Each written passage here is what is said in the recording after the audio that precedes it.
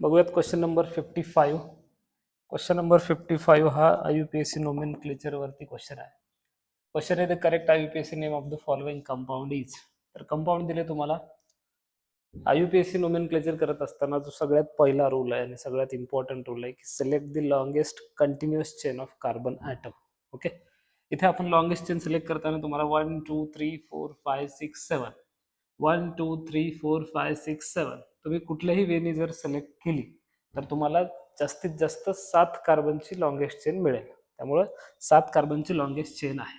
Okay, numbering दुसरा rule आहे, numbering द्या. नंबरिंग देताना तुम्ही जर लेफ्ट साइडने नंबरिंग दिली, याला आपण 1 2 3, तर तिसऱ्या नंबरला इथाइल ग्रुप येतोय. इथाइल ग्रुप म्हणजे C2H5 ग्रुप येतोय थर्ड पोझिशनला.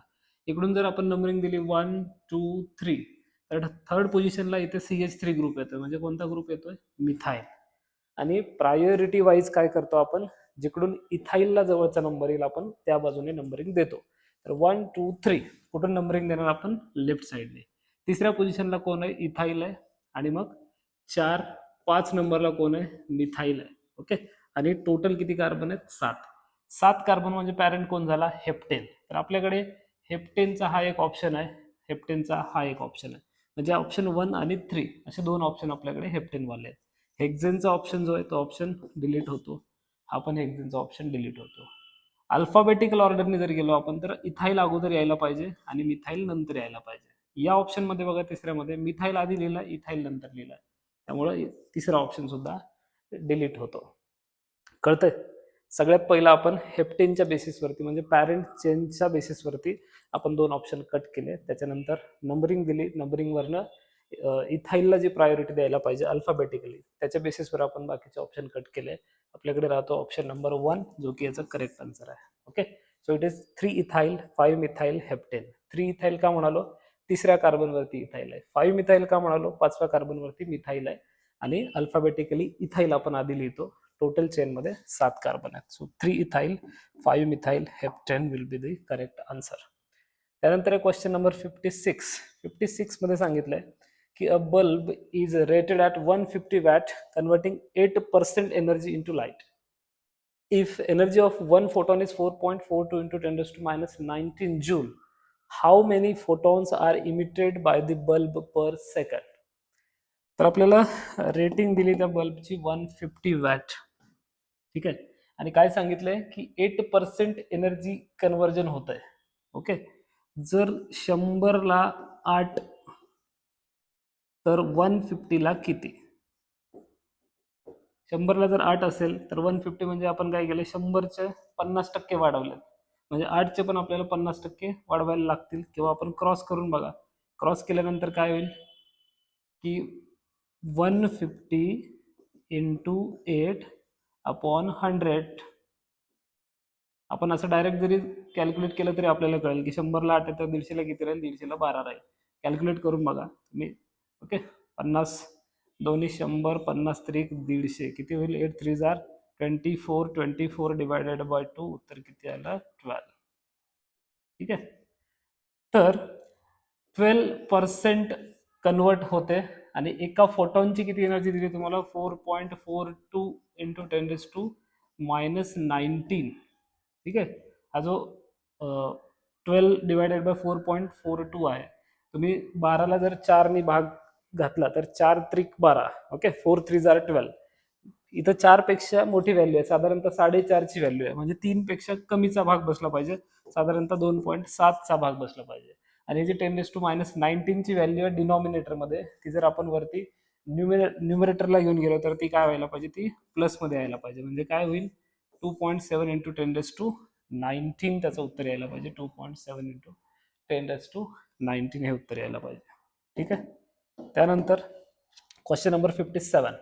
Methane react with steam at 1273 Kelvin in the presence of nickel catalyst to form. म्हणजे काय रिॲक्शन होते? मिथेनची CH4 प्लस स्टीम. स्टीम म्हणजे काय? वॉटर आहे. कसला वॉटर आहे? गॅसियस स्टेट मधला वॉटर आहे. ओके, टेम्परेचरची कंडिशन दिलेली आहे तुम्हाला. आणि काय दिलंय? कॅटलिस्ट दिलंय निकेल. टेम्परेचर किती दिलंय? 1273 केल्विन टेम्परेचर. ओके, मिथेनची जेव्हा वॉटर सोबत रिॲक्शन होते तयार होतं carbon monoxide, that is CO आणि H2. या दोघांचं जे मिश्रण आहे, या दोघांचं जे मिक्सचर आहे, कॉम्बिनेशन आहे, याला आपण म्हणतो सीन गॅस किंवा सिंथेसिस गॅस.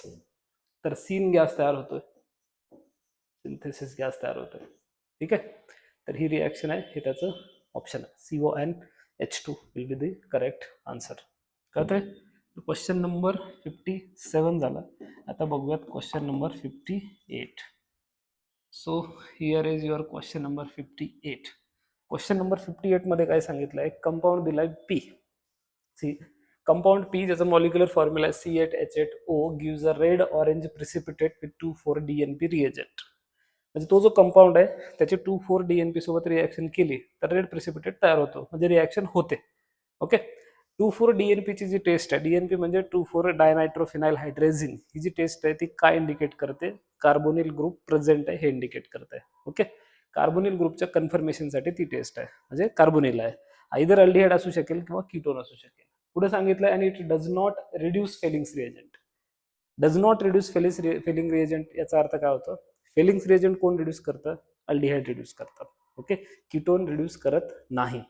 ज्या अर्थी आपल्याला सांगितलंय की it does not reduce Fehling's reagent, याचा अर्थ इथे अल्डिहाइड प्रेझेंट नाहीये, इथं कोण आहे, कीटोन प्रेझेंट आहे. त्यामुळे आपल्या ऑप्शन मधले 2 अल्डिहाइडचे जे ऑप्शन आहेत ते कट होतात. इथे पहा, हा 4-मिथाइल बेन्झाल्डिहाइड दिलाय, इथे अगेन 4-मिथाइल बेन्झाल्डिहाइड, तर हे 2 ऑप्शन कट होऊन जातात. तुमच्याकडे पहिला आणि चौथा ऑप्शन, हे जे टिक केलंय याच्या फॉरगेट इट. ओके, त्याला इग्नोर करा. 1 आणि 4 असे 2 ऑप्शन आपल्याकडे राहतात. दुसरा आणि तिसरा ऑप्शन कट होतो. का कट होतो, कारण दोन्हीमध्ये अल्डिहाइड आहे. मग अल्डिहाइड का कट करतोय आपण, कारण आपल्याला क्वेश्चन मध्ये कंडिशन दिली आहे. काय कंडिशन दिली, की it does not reduces Fehling's reagent. Fehling's reagent aldehyde reduce करतात.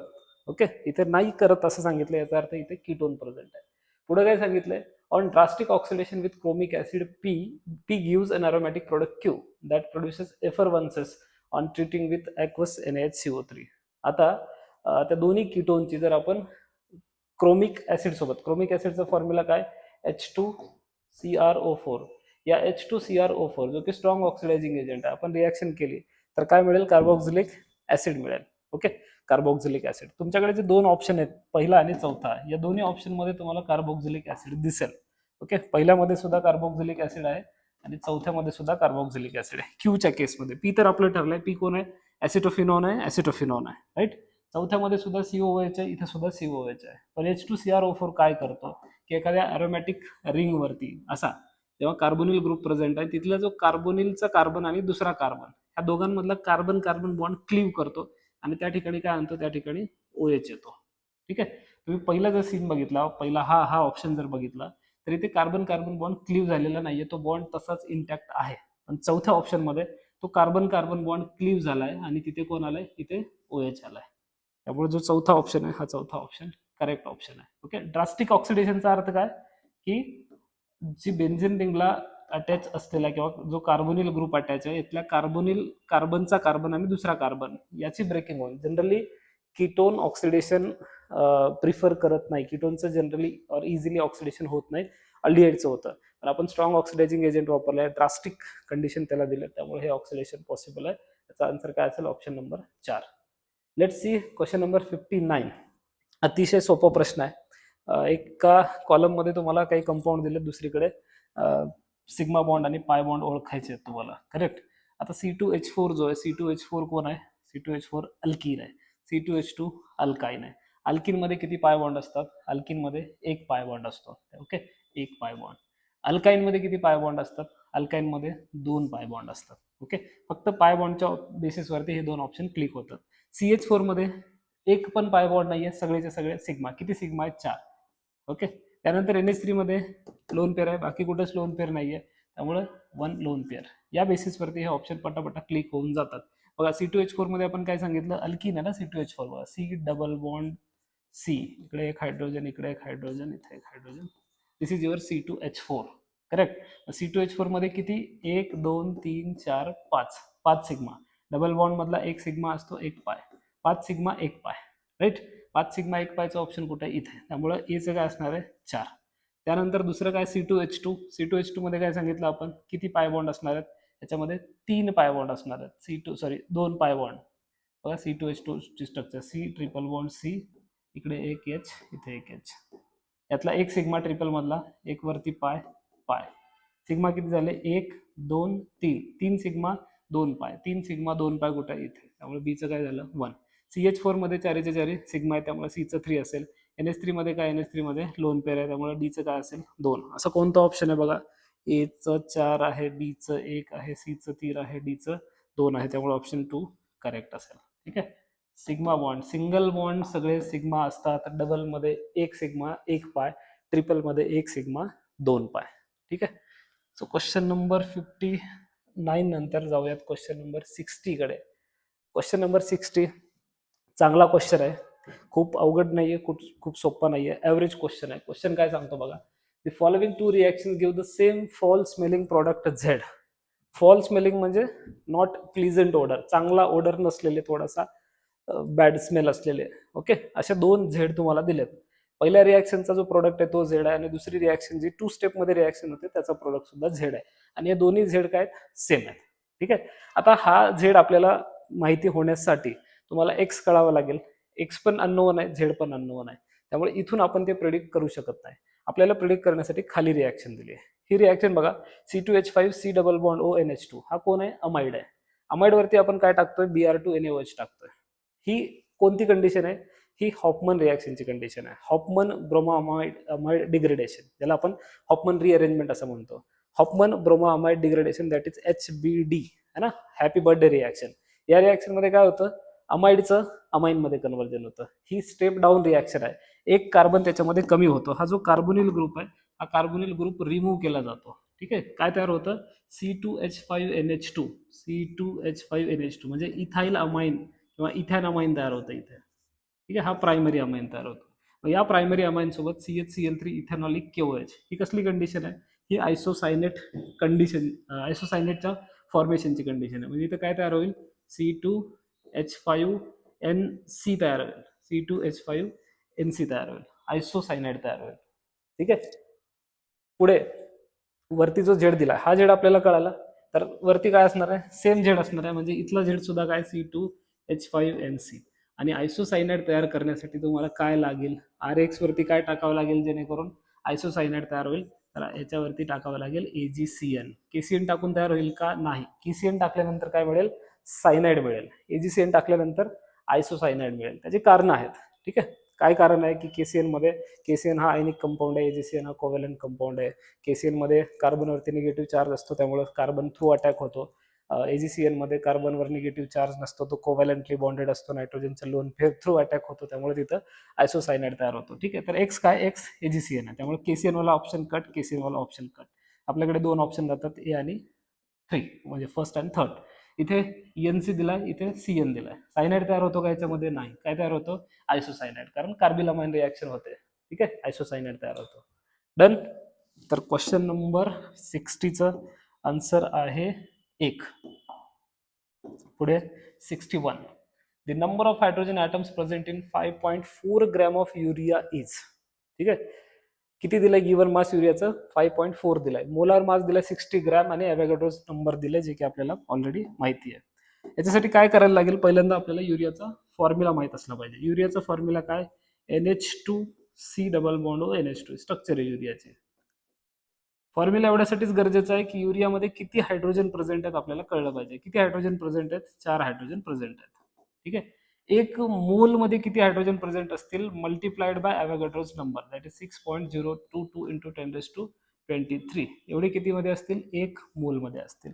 तुम्हाला गिवन मोल मध्ये किती हायड्रोजन प्रेझेंट आहेत हे सांगायचं आहे. त्यासाठी आपल्याला गिवन मोल काढावे लागतील. गिवन मोल काढण्यासाठी काय फॉर्म्युला आहे? Number of mole is equal to given mass upon त्याचा मोलार मास. गिवन मास किती आहे बाळांनो? गिवन मास आहे 5.4. ओके. मोलार मास किती आहे त्याचा? 60. कॅल्क्युलेट कसं करणार आपण? 60ला, सॉरी 5.4 ला जर आपण 54 कन्सिडर केलं, किंवा याला आपण असं लिहिलं 54 इंटू 10⁻⁻1 अपॉन 60, तर साधारणतः 54 ला आपण 60 ने डिवाइड करतोय. 1चा कम्प्लीट भाग बसणार नाही, 1च्या जवळपासचा भाग बसेल, म्हणजे 0.9 वगैरे. समजा इथे 0.9चा भाग बसला. ओके. इंटू काय करतो आपण? 10⁻⁻1, म्हणजे हे काय होऊन जाईल? 0.09 वगैरे उत्तर येऊन जाईल. राईट.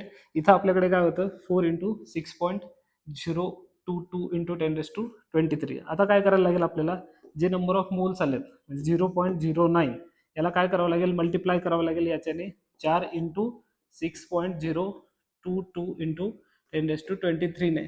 ओके, ते मल्टिप्लाय केल्यावरती काय होईल बघा, 6ला किंवा 6ने तुम्ही 4ला मल्टिप्लाय केला तर 6 4 जार 24, 6 24, 24ने तुम्ही 9ला जर मल्टिप्लाय केलं तर साधारणतः 216 वगैरे त्याचं काहीतरी आन्सर येईल आणि तुम्हाला फक्त डेसिमल ॲडजस्ट करावं लागेल. ठीक आहे, डेसिमल ॲडजस्ट केल्याच्या नंतर तुम्हाला लक्षात येईल की त्याचं उत्तर येते 2.168 इंटू 10⁻23. 22 येणार नाही, 23 येईल. कॅल्क्युलेट करून बघा.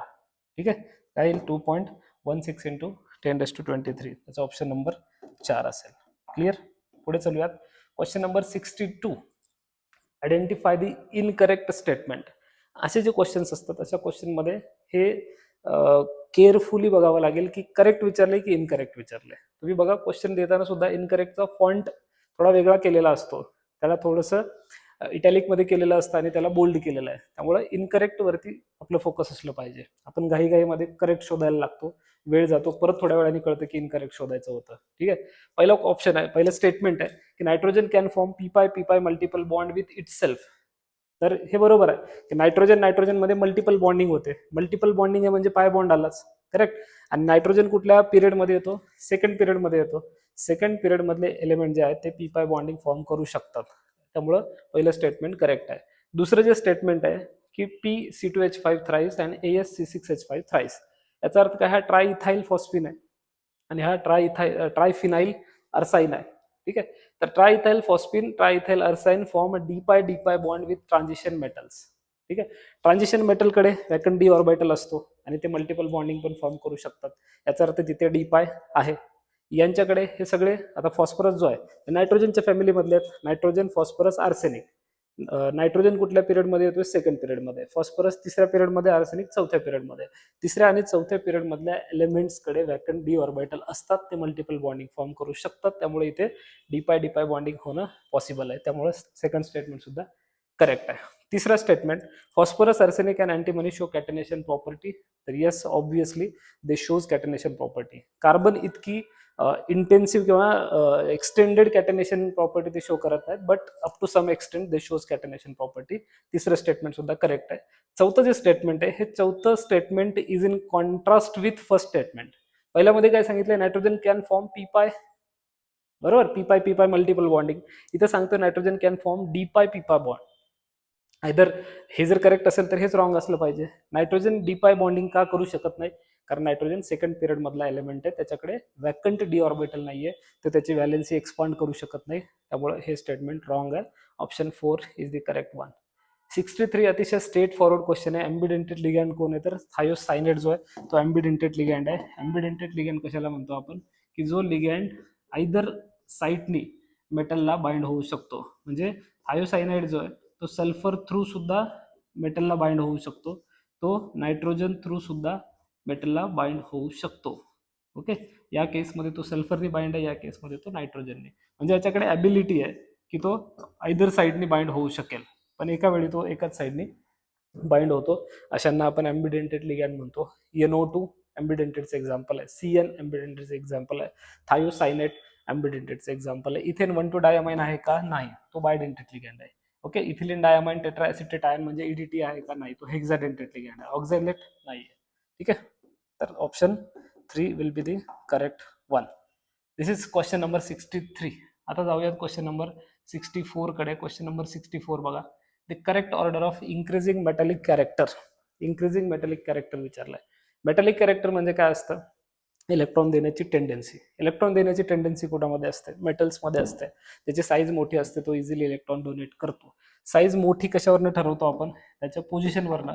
पिरियॉडिक टेबलमध्ये जो एक्स्ट्रीम लेफ्ट साईडला असेल, ओके, एक्स्ट्रीम लेफ्ट साईडला असेल तर त्याची साईज मोठी असते, त्याचा मेटॅलिक कॅरेक्टर जास्त असतो. बॉटमला असेल तर तिथे सुद्धा साईज मोठी असते, तिथे सुद्धा मेटॅलिक कॅरेक्टर जास्त असतो. ह्याच्या अगदी वाईस वर्सा किंवा त्याच्या अगदी अपोजिट काय असेल, जर एक्स्ट्रीम राईटला असेल तर मेटॅलिक कॅरेक्टर कमी असेल, टॉपला असेल तर मेटॅलिक कॅरेक्टर कमी असेल. आपण या जेवढे एलिमेंट दिलेत यांच्या पोझिशन थोडेसे आयडेंटिफाय करू आपण. ठीक आहे, याच्यामध्ये एक्स्ट्रीम लेफ्टला कोण असेल, तर एक्स्ट्रीम लेफ्टला असेल सोडियम. ओके, कारण सोडियम फर्स्ट ग्रुपचा एलिमेंट आहे. करेक्ट.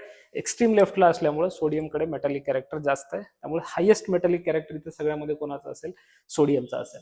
तर आपण असा ऑप्शन शोधूयात की जिथे सोडियम सगळ्यात जास्त आहे. तर एक ऑप्शन, दोन ऑप्शन, तीन ऑप्शन, म्हणजे option number 1, option number 3, option number 4, इथं काय सोडियम सगळ्यात हायेस्ट आहे.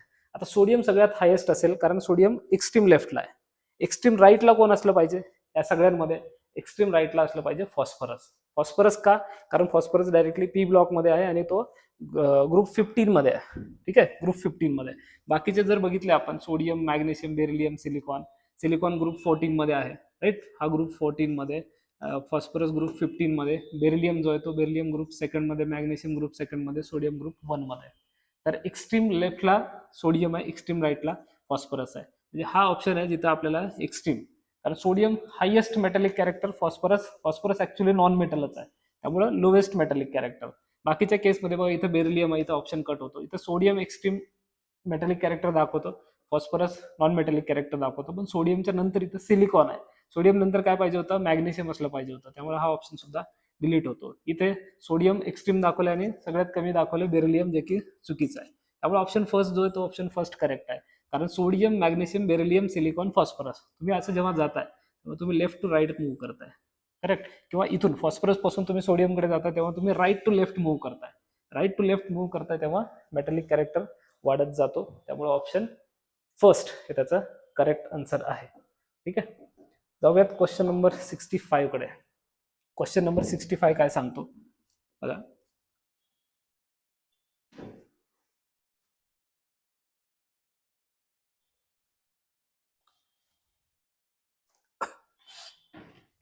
जाऊयात क्वेश्चन नंबर 65 कडे. क्वेश्चन नंबर 65 काय इंडिकेट करतो?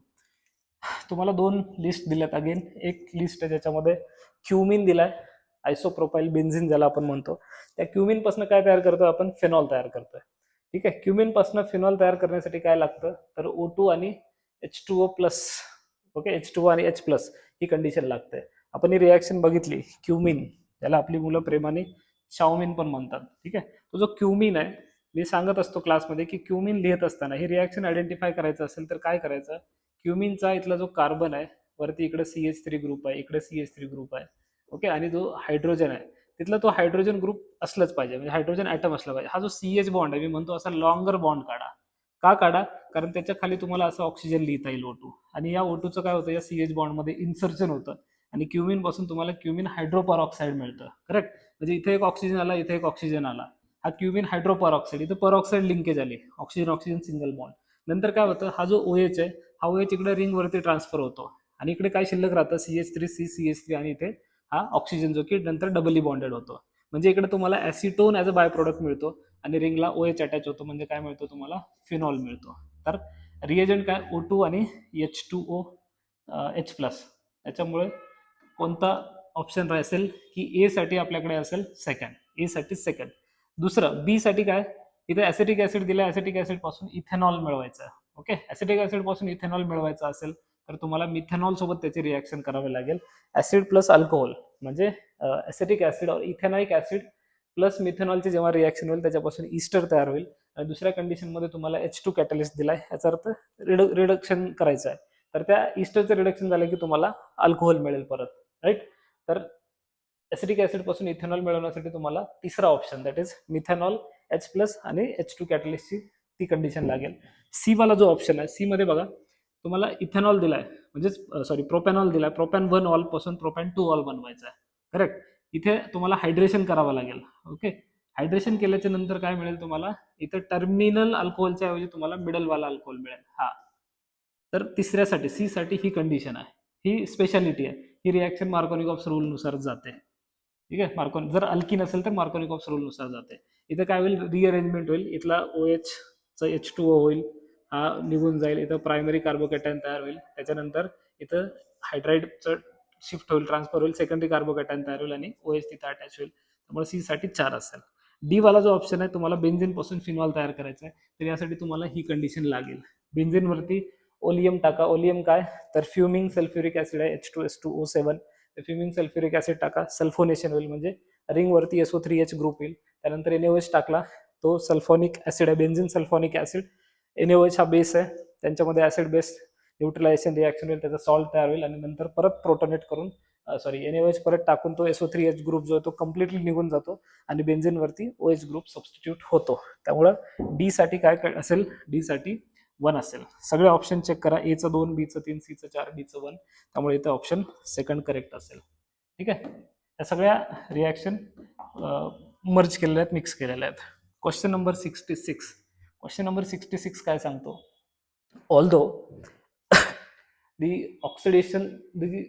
although +3 oxidation state is most common in lanthanoids, cerium still shows +4 oxidation state because सगळ्या लॅन्थेनॉइड एलिमेंटची कॉमन ऑक्सिडेशन स्टेट असते +3. ओके, ते +3 मध्ये स्टेबल असतात. पण सेरियम जो आहे तो सेरियम +4 शो करतो. तर त्याचं रिझन काय? ठीक आहे, पहिली स्टेटमेंट तुम्हाला दिली आहे की after losing one more electron after losing one more electron it acquires 4f14 electronic configuration. तर असं होत नाही, कारण सेरियम हा लॅन्थेनाइड सिरीज मधला पहिलाच एलिमेंट आहे. ठीक आहे, lanthanum is not a lanthanide element.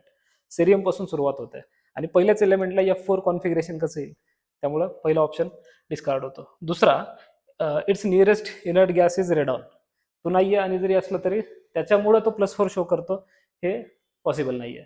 तिसरं, इट्स ॲटॉमिक नंबर इज 61. तर हे चुकीचं आहे. ॲटॉमिक नंबर 58 आहे आणि ॲटॉमिक नंबर 61 आहे म्हणून तो +4 शो करतो का? नाहीये. ठीक आहे, नाहीच आहे, 58 त्याचा ॲटॉमिक नंबर आहे. ऑप्शन नंबर 4 बघा, after losing one more electron it acquires 4f0 electronic configuration. तर हे करेक्ट आहे. ठीक आहे, एक जास्त इलेक्ट्रॉन लूज केल्यामुळे 4f0 कॉन्फिगरेशन. ऍक्च्युली सेरियमचं इलेक्ट्रॉनिक कॉन्फिगरेशन काय बघा, हा लिहिला आपण सेरियम Ce. तर त्याचं इलेक्ट्रॉनिक कॉन्फिगरेशन आहे 6s2 4f1 5d1. +3 मध्ये जेव्हा असतो तेव्हा पहिल्यांदा 6s मधले 2 इलेक्ट्रॉन जातात, 5d मधला 1 इलेक्ट्रॉन जातो. हे कधी +3 मध्ये असताना. F मध्ये 1 इलेक्ट्रॉन शिल्लक राहतो. पण जेव्हा तो +4 ऑक्सिडेशन स्टेटला जातो, या F मधला सुद्धा 1 इलेक्ट्रॉन जातो आणि मग कॉन्फिगरेशन काय होतं, 6s0 4f0 त्याच्यानंतर 5d सुद्धा 0. याचा अर्थ S तर 0 होतोच होतो, D पण 0 होतो, F सुद्धा 0 होतो. त्यामुळे तो 4f0 कॉन्फिगरेशन ॲक्वायर करतो. कळतंय? तर त्याचं करेक्ट ऑप्शन काय? करेक्ट ऑप्शन आहे 4. After losing one more electron it acquires 4f0 electronic configuration. पुढे जाऊयात. पुढचा क्वेश्चन नंबर आहे क्वेश्चन नंबर 67. क्वेश्चन नंबर 67 मध्ये, in the following reaction in the following reaction sequence X and Z respectively are. तुम्हाला ओळखायचं x कोण आहे आणि झेड कोण आहे. रिॲक्शन दिली तुम्हाला, प्रोपॅनॉल दिलाय, प्रोपॅनॉल वरती PCl5.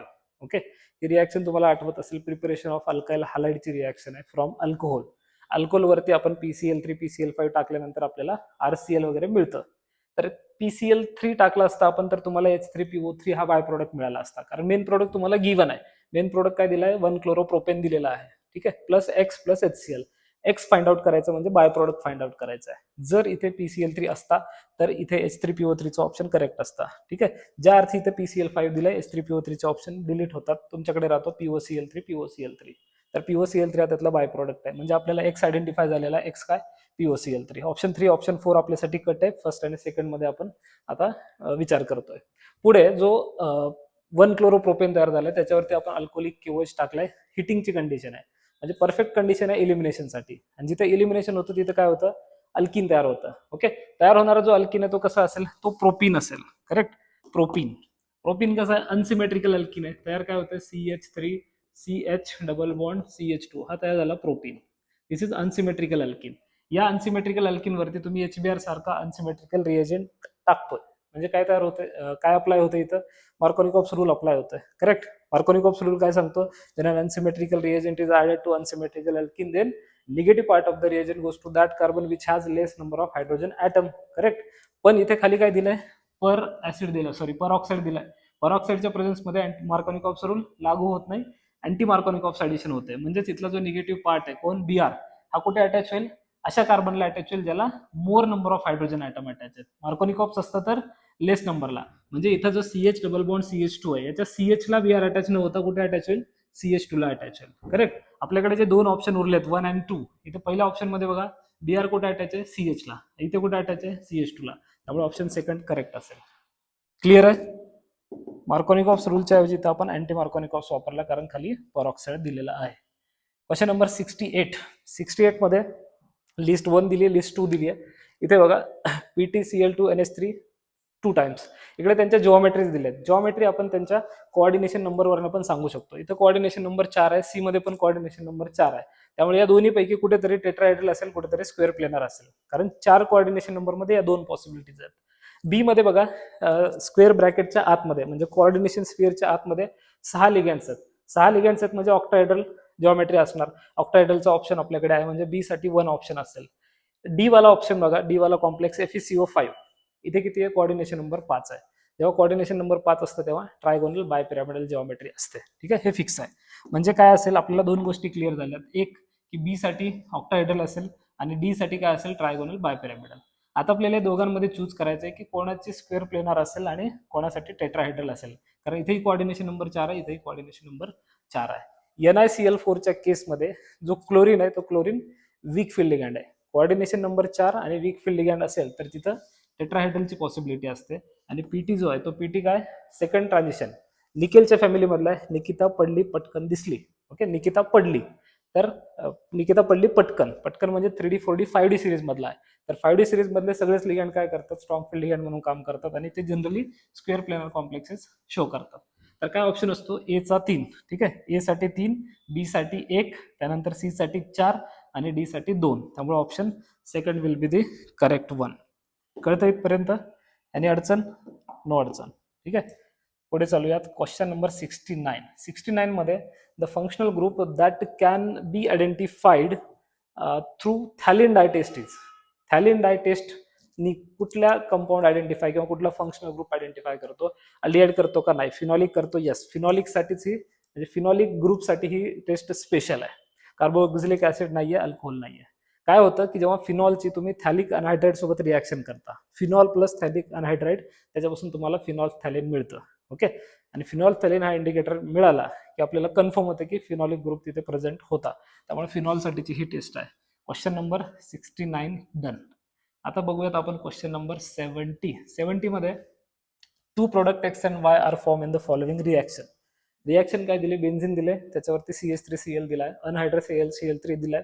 जिथे RX आहे, अनहायड्रस AlCl3 आहे, तिथे कोणती रिॲक्शन असणार आहे, फ्रिडल क्राफ्ट अल्कायलेशन रिॲक्शन असणार आहे. म्हणजे W जो तुम्हाला मिळणार आहे तो अल्कायलेशनचा प्रोडक्ट आहे. जो बेन्झिन आहे त्या बेन्झिनवरती इथला CH3 ऍड होणार आहे. बेन्झिनवरती CH3 ऍड झालं की काय तयार होतं, टोलिन तयार होतं, राईट, किंवा मिथाइल बेन्झिन हा तयार झाला टोलिन. आता त्या टोलिनवरती आपण काय टाकतो, डायल्यूट HNO3 आणि H2SO4. हे नायट्रेटिंग मिक्सचर आहे. या नायट्रेटिंग मिक्सचर मध्ये काय होतं, NO2 हा इलेक्ट्रोफाईल जनरेट होतो म्हणजे नायट्रेशन होतं. ज्या अर्थी CH3 हा इलेक्ट्रॉन डोनेटिंग ग्रुप आहे, तुम्हाला काय मिळालं पाहिजे, तुम्हाला ऑर्थोपॅराचा प्रोडक्ट मिळाला पाहिजे. म्हणजे 2 प्रोडक्ट जे आपल्याला मिळणार आहेत फायनली, दॅट इज X आणि Y.